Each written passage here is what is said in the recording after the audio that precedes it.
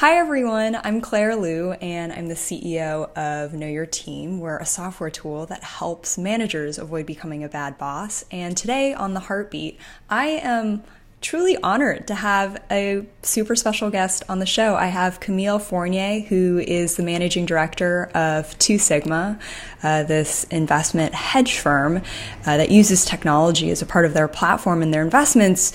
But Camille is probably best known for writing this amazing book, which if you haven't picked up, I mean, you can see my little tabs and notes. It's called The Manager's Path, a guide for tech leaders navigating growth and change. And prior to this, I was telling Camille that we've got this online leadership community called The Water Cooler with thousands of managers. And Camille's book is honestly one of the most recommended books amongst managers. I never stop hearing about it, and for good reason. There's so many things I want to ask you about, so we'll talk about that. And Camille was also, this is pretty notable, formerly the CTO for Rent the Runway as well. So no shortage of experience and wisdom. So excited to chat with you today, Camille, and ask you this one question about leadership. Okay, let's hear it. You ready? Okay. So the question that I've been dying to ask you is, what's one thing, or it could be several things, that you wish you would have known earlier as a leader? Oh, there's so many things. Yeah, you wrote a book about it, pretty much. Oh gosh. Okay. Well, let's see. Let's just go with like the things that like come to mind first. Yes. Yeah. Certainly one thing I think is that just because you are in a management position, in a leadership position, in a senior leadership position, generally speaking, you still can't tell people what to do. And that I think if the idea is that if I just become, a senior enough leader, if I just get to a certain point, in my career point in my leadership track, I will be able to control everything and make everything go and happen the way that I want it to happen. That is, it's just, it's not true. It's totally not. It's like not even like not true. It's like almost the opposite of true. Let's dig into this. You like get less control the more senior you become. Certainly, what control you have is so much more indirect than I think you can ever possibly expect. As someone who's earlier in their career, I think that, and I see a lot of people who think this, and I definitely, part of the reason. So a lot of people say, you should not go into management if you want to go into management only because you want to control things or whatever, which I think is true. But I also think there are good people who go into management for that reason. I just think that the thing you will kind of make a lot of mistakes early on if that's the reason that you go into management, because you'll be fighting this idea that like you can just command and control your team, that your job is like telling people what to do, that, once you have all these people reporting to you, you control their work, you control what they're focused on, you control what they're thinking about, and therefore they enact your will. And, I think what people find who have that belief when they go into management very quickly is that that's not true. And so then a lot of people say, well, okay, that wasn't true when I was a line manager, but then when I'm like a director of engineering, it will be more true because I'll be able to get this whole organization. I can't quite control my team, but I can control them because this other team is making their lives hard, or their product manager is making them hard. So I just need to go like one level up, and then I'll have more people under me, and then I control them better. And oh no, I just need to go one more level up. If only, yeah. And then once I'm an executive, like people will have to listen to me, and it's just like it just never actually comes true. That in fact, the more senior you go, the less individual control you have over any one thing, and the more your job is really nudging things into place, and kind of you can very, very occasionally exert perhaps a veto power to stop something from happening. Sure. But it's very hard to force something to happen. So yeah, that's, I guess, maybe one thing. I I'm wish I had curious. known. Yeah, oh my goodness. I'm over here, for folks who are listening to this via just the podcast, I'm over here smiling and kind of laughing because, it is, I mean, it's a common misperception. How could it not be, right? It's like, oh, I have more people reporting to me. My job description includes more things. I have access to influencing more stakeholders. Why wouldn't control increase, right? I think it's a very common illusion. And what I think is so counterintuitive about what you shared is you actually said that it's almost the opposite. It's almost like the inverse is true. For you, Camille, when did you realize this in your career? Is this something that you fortunately didn't have to sort of suffer firsthand learning, or is it something that you sort of learned through the School of Hard Knocks? Or, yeah, I'm curious, when did this realization happen for you? I mean, I would say it was like slowly over time. Yes. I would not, I would say that I think when I started managing, I expected to have a lot more ability to control things. And I thought, I had to spend quite a while kind of learning that wasn't true in various ways. So, for me, I think sometimes it was like, well, my team is just not good enough, for example, or they just don't know a certain thing. They don't know how to do a certain thing. And I just need to teach them how to do a certain thing. And then they'll be able to do things the way that I want them done. That's one way this is presented for me, is like the team, I don't want to say not good enough. They don't know, right? They've never experienced this. They've never worked in a system like this. So if they just know and I just teach them, then they will do things my way. Not true. And then I think there was a while, I also think I've gone through the phases of like, well, if I just had, the ability to kind of control more things, more people, more parts of the organization, I could align things so that people were really working in this way that I think is most effective, or focus on things that I think are most important. Not really true. If I become an executive, then people will really have to listen to me and they'll really have to do things my way. Sure. And so I think it's like over time, in some ways, this is a lesson I'm still learning. Because,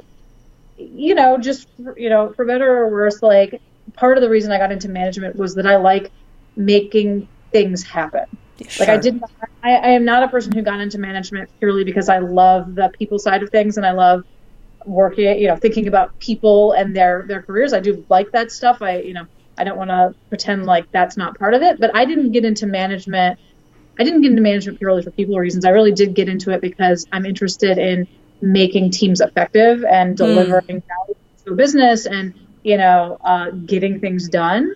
And so, even to this day, like sometimes I find myself falling back on, why won't they do things the way I want them? If I just, was in a more senior position, I could force things through. I could force, the company to do things this way. And, I have to like remind myself, like, no, does that work? That like just like really doesn't work. You watch your boss and, he doesn't do that for a reason. And the few cases he does, it is, he's very thoughtful about when he's doing that. And sometimes it works and sometimes it still doesn't work. And so like, and he's really good. He's been doing this for longer than you have. So, I think that's a lesson I'm just constantly learning.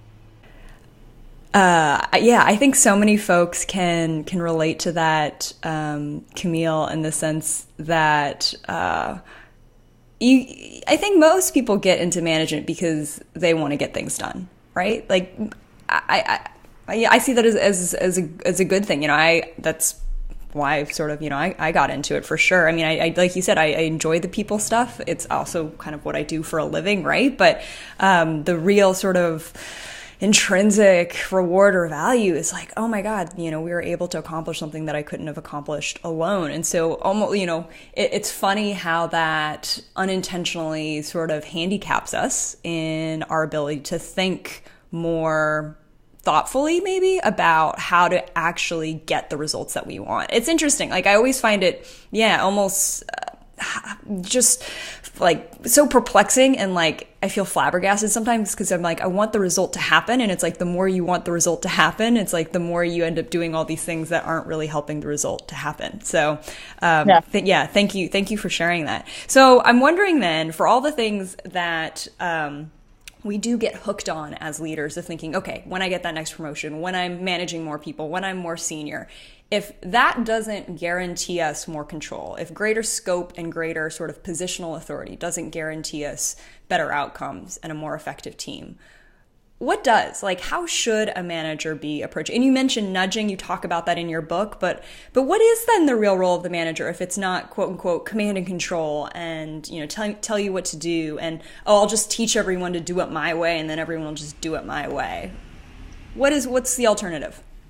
So I think there's a few things, and it's actually taken me a long time to come around on these things. Some of them you won't find in my book because they're things I'm still coming around on.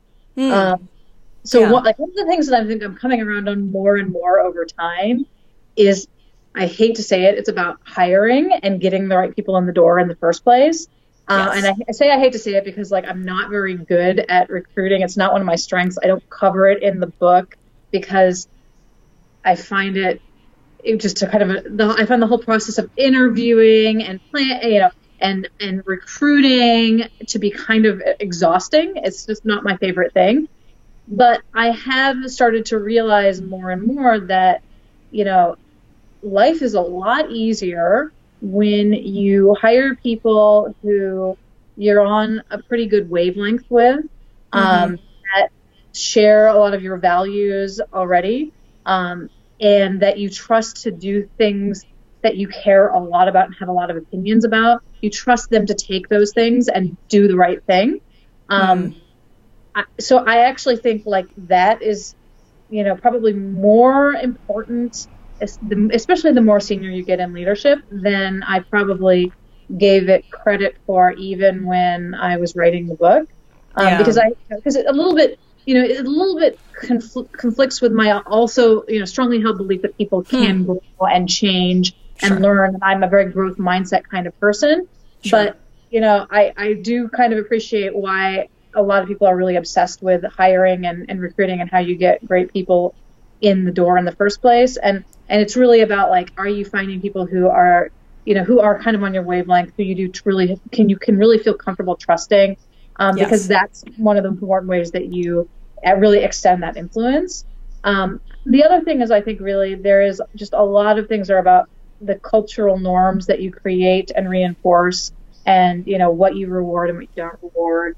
And, you know, I think that's the other big thing that you can do. And again, you know, when you start doing this, you very quickly realize the limits of this and how slowly it works. But, you know, if you can change a group and you can get them to focus on new things by really changing the cultural values of that group. And, you know, the way you change the cultural values of that group, among other things, is that you actually set goals against those values that you reward. So, you know, for example, you know, I run big platform infrastructure teams. That's what I'm doing here at Two Sigma.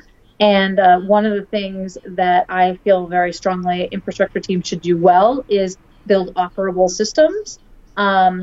And, you know, think about operational excellence, right? How are you actually thinking about the way that system is going to run in production?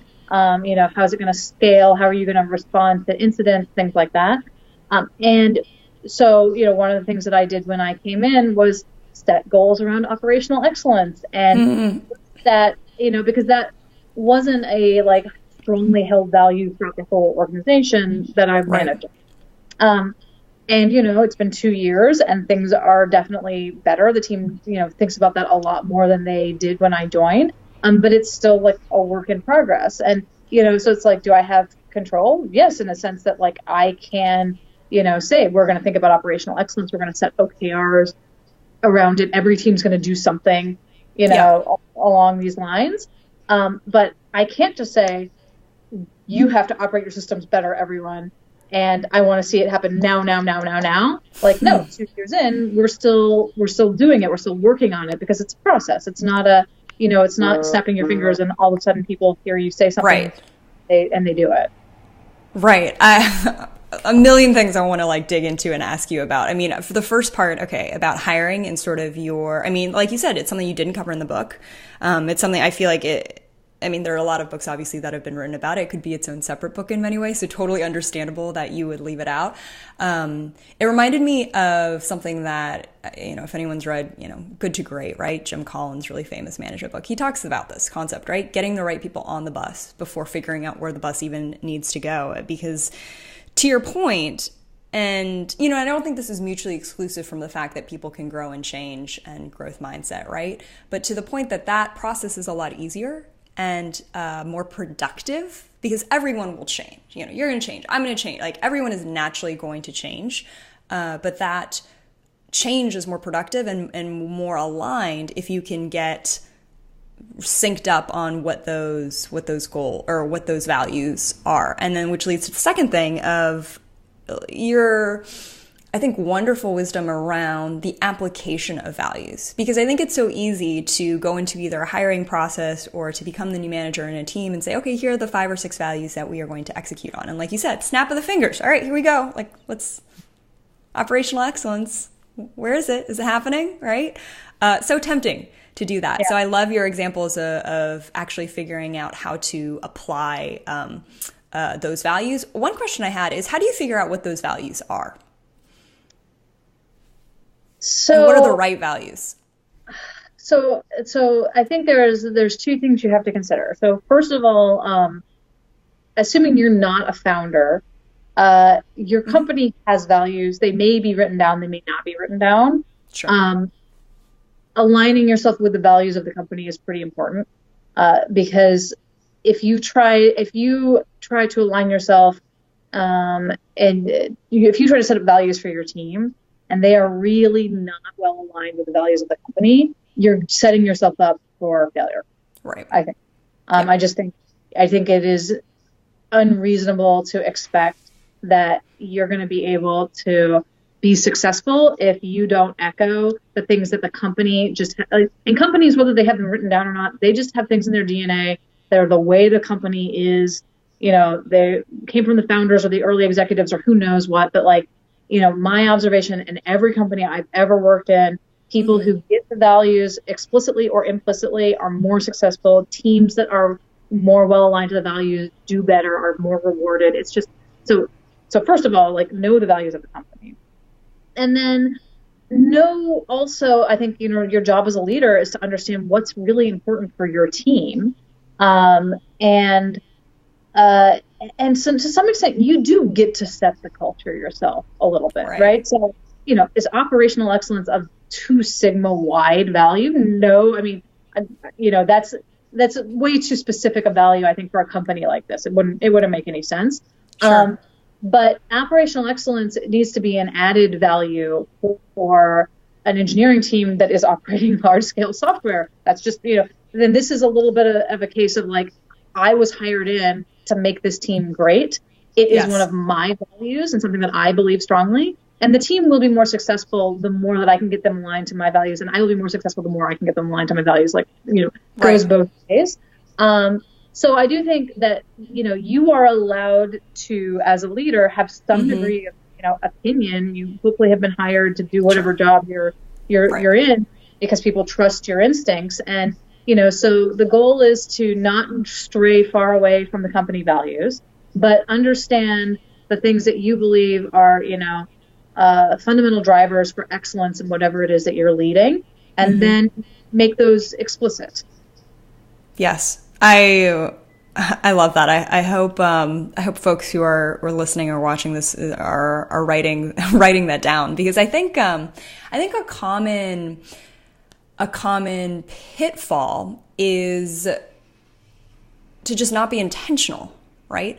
Or to be extremely vague. I think actually the specificity of operational excellence, to your point, you're like, well, maybe it's too specific to be company-wide, but team-wide, the specificity, and also to your point of actually mapping out, well, what are the observable behaviors for what operational excellence looks like? What is that actually is the important piece, because values only mean anything when they're lived out, when they're acted on, when people are doing something tangible, about them.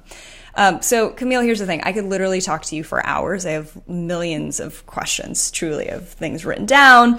One of the things I did want to talk to you about that you mentioned in your book that was maybe slightly referenced earlier was this idea of managers ultimately needing to really understand what is important versus urgent. And I would love to hear a little bit more about that and sort of your opinion and philosophy of like why that's important, how that informs how you make decisions, how you spend your time, how you delegate as a manager. Yeah. Yeah, I think this is like there's a lifelong pursuit in figuring out what to focus on at any time. Yes. So how do you figure out what's important versus what's urgent? First of all, you have to have free time to be able to. Yes. So if literally every second of every day is completely scheduled, you will never be able to figure out what's important and what's urgent because your whole life is urgent. And that's like not entirely true, right? But like, your one-on-ones in some sense are like both important and urgent, right? Like you have to do them. You have to do them regularly. They're really important. And if you're not doing them, it's very urgent that you do. Yes. So, and it's very easy, I think, for a manager to just get it's very easy for managers to get into a cycle of reactivity. Where your whole life is scheduled in meetings. You go to a meeting and you react to whatever's happening in that meeting. And especially the more senior you get, the more this happens, right? Because nobody really expects you to come prepared to the meeting. You're allowed to just like come to the meeting and react. And that's okay for a senior manager. I spend a lot of my time doing that. It's like, look, I'm here to react, and I'm here because people trust that my reactions are going to guide the conversation in the right way, or whatever. Like that's sort of my job. But that reactivity can just turn into your whole life. And if you don't have any time that's kind of unscheduled for reflection, and for pulling together all the threads that you've been hearing about and saying, wait a minute, like I heard from 3 different people about something that nobody's really thinking fully about, nobody owns, and yet it's causing problems all over the place. You need to have the time to be able to identify that, because that's something that's important, that is probably not necessarily urgent right now, will become urgent if you just ignore it. So that's why I'm pretty sure in the book, and certainly this is very common advice I give to managers, is like you cannot be scheduled all the time. You need to still make time for yourself to think, to turn off the computer, turn off the distractions, look at a whiteboard and just like think, go through the notes you've been taking all week about what's been going on and kind of, reflect to help you identify the important things. I think because I think that urgency just is something people just like put on themselves. Managers, but it's so easy to just be reactive all the time. So the other thing about urgency is urgency sometimes happens when you're not delegating effectively. Yes. And you're letting other people give you their problems and you're dealing with their problems for them instead of kind of passing, instead of like giving them advice or, giving them the authority to solve their own problems. They come to you with something and you're like, oh, I absolutely must solve this. And that, I still do that sometimes, right? Like there are times when it's like someone comes to me and I just want to solve their problem for them. It's an easy trap to fall into, especially if you got into this role to help people solve problems, and it's in your sweet spot and you've done the thing maybe a million times before and you know all the nooks and the crannies and you're just like, oh, this is like, ooh, how fun, right? And to your point though, like that reactivity is self-imposed. I think that's such a brilliant insight.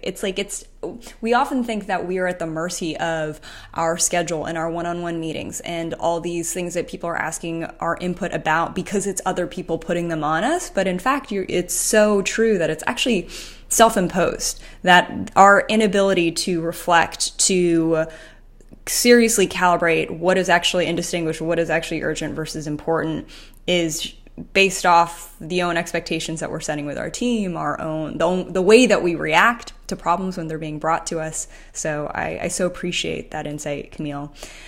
So here's the thing, like I was saying, I have hundreds of questions I could truly ask you. And so what I would love to do is perhaps just end with one, which is, what advice in particular would you have for brand new managers, first-time managers? If there's like one piece of advice where you're like, okay, if there's nothing else you listen to or nothing else you take away from my book or talks or essays or whatever it is, or maybe, something that you haven't even, like you were saying, you're still coming around on and it's just something that you really, really wish you would have known as a new manager in particular, what might that be? Well, okay, so is it a new manager of people or is it a new manager of a team? Either one.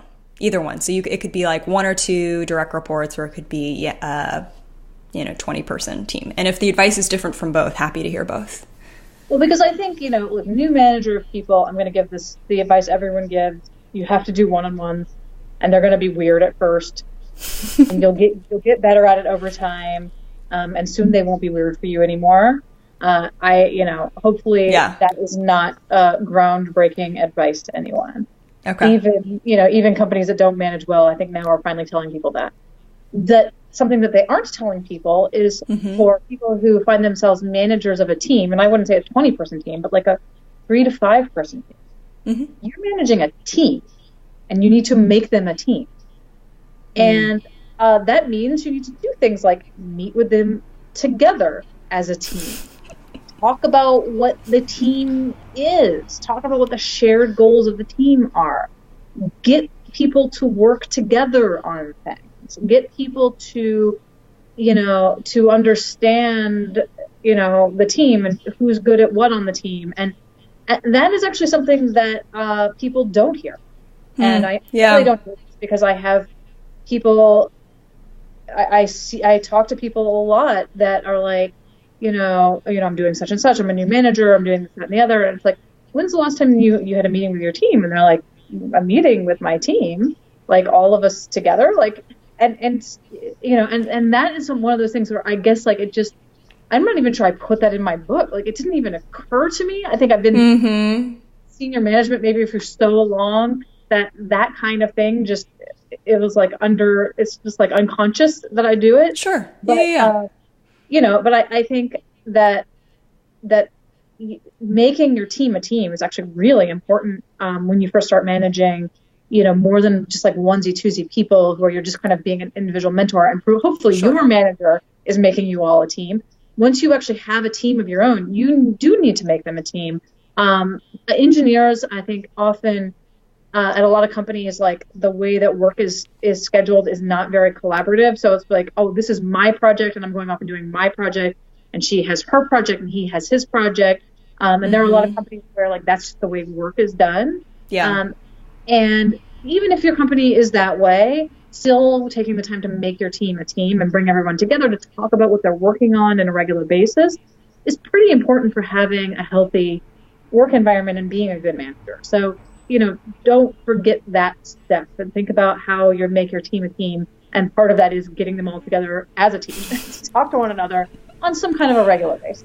Sure. I think that's excellent advice, both, but I think the latter in particular, because it sounds so obvious when you say it. And yet, like you were saying, in practice, it's, for someone who's new, quite non-obvious. I think the assumption often is when you're managing people that you're managing people. So you think, oh, Susie, Karen, Mark, right? Let me build my relationship, my rapport. Let me make sure they're doing interesting work. But to your point, the whole purpose is so that the aggregate of Susie, Mark, everyone all together is actually moving everyone forward. And you can't do that if you're not getting everyone to meet together, if they're not aligned around a common vision, if they don't talk to one another. So thank you for that wonderful reminder. And thank you so much, Camille, in general, for your incredible insights, your advice, your wonderful book, which, again, I highly recommend for folks to pick up if you haven't already. Thank you. It's been a blast Yeah. to have you. Thank you for having me. It's been fun.